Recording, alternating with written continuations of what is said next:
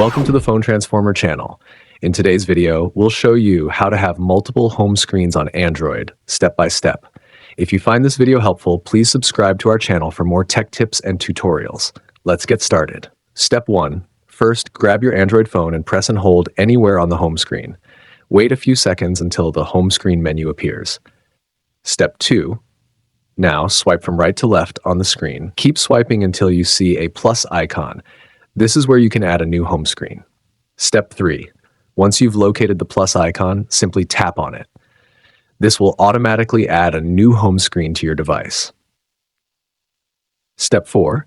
If you want to add multiple home screens, just keep swiping to the right and tap the plus icon each time you need a new screen. Step 5. Now, if you want to add apps to your new home screen, open your app drawer, press and hold the app you want, and then drag it to your preferred location on the home screen. Release it, and the app will be added immediately.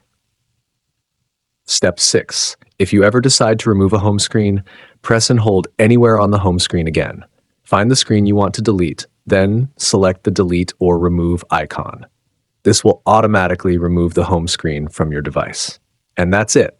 Now you know how to add and manage multiple home screens on your Android phone. Thanks for watching and see you in the next video.